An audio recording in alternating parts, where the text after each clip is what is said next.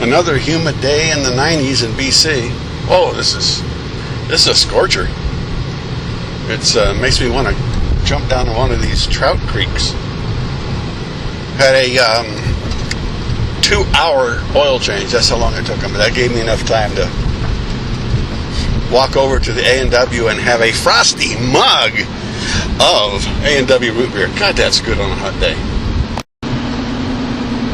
Let's see, it's 1:48 p.m. leaving Houston. I guess I'm looking for something around Burns Lake, I think it is. Some waterfowl or moose viewing of some kind, according to the map. I'll know when I get there. Well, I've been gone more than a month now, and I want to get home. I'm just tired. But I'm not going to pass the chance to see these things as I go by. So I'm sort of like on schedule. I got too many things to see on the way home. I think by the time I get back in the United States, everything else is fair game for another trip someday, time up into Washington or Oregon or wherever I want to go. But this is likely to be the last time I'm going to be in this part of British Columbia. So I'm going to see what it has to offer. I'm going to go slow. Another thing is I'm looking at the red forest they have out here. You see these trees? They're red trees, rust red. They're the beetle kill. They've had beetle kill up here as bad as we've had it in Utah. And by the way, I'm coming up on the first police officer I've seen with his lights on since we've been up here. He's got somebody pulled over. It's almost a rarity, it seems. Interesting. There's a string or a bunch of what am I thinking of?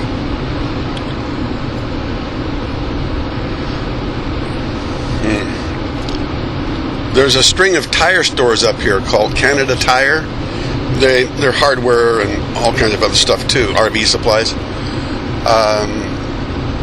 You find them pretty much all over Canada. And they advertise free overnight parking. What that really means is that's for RVs. They don't say camping, whatever. They don't say you can stay in them overnight, but of course they know you are. So that you can add that Canadian Tire to Walmart as places that encourage overnight parking. Don't forget, the reason they're doing that is that they know you're going to get up in the morning and go in and supply up. So that's why they do it. So add another one, Canadian Tire, to Walmart and what are those other gas stops along the way? Truck stops, I mean. Canada has kind of their own version of NPR. I'm going to look it up, but I think it's Canadian Broadcasting Association or something like that. CBA, let's say. And as you're driving, they tell you how to tune in, where it is, because what it is it's a whole bunch of local stations that are on their network, and so you get their version of NPR news, like at least every hour. Then, of course, you can get locked into a main Canadian broadcasting station that might last for 100 miles or so. Anyway, it makes good listening. It's not a bunch of music. I put roads in my pictures on purpose. I like to put the ship in the picture instead of just the view, or the casita. I'm putting almost every place I shoot with the casita. To me, it with the casita in the picture, I mean, to me, it's a better reporting method if you get to see how I'm seeing what I'm seeing, not just what I'm seeing. I can walk along on the other side and take a picture of a lake, and okay, it's a lake. But when I back around behind my rig and have that in the foreground, and then shoot the same lake and the same scenery, it adds. It's more like reporting. It's telling a story. You ever daydreamed when you drive? Have you ever been driving quite safely, quite aware, gotten from point A to point B, and in that process had another part of your brain working, thinking about something else? Daydreaming, safely daydreaming. We kind of all do that. We have thoughts going on in our mind, and we're still driving. It's almost like we have two brains working, one to drive the car and one to think about obscure things, complicated things, any things that don't have anything to do with driving.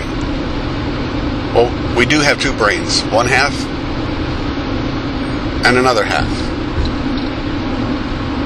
We're like a chicken. You ever see a chicken walk across a yard? You ever see a chicken? We're like a chicken walking across the barnyard. Cocks his head, looks down at the ground, seeing what he can find to eat, while at the same time the other eye is pointing up in the sky. Which one's he looking through? Is he watching out for the hawk above him? Or is he looking through the other eye, looking for a morsel? The fact is, they're looking through both at the same time. One serving one part of the brain, the other serving the other part of the brain. If a hawk jumps out of the sky, all the brain now jumps into escape mode. So that's like, we're just like chickens. We drive along with two brains. Redfern's Coffee House, good for subs. That's in Burns Lake.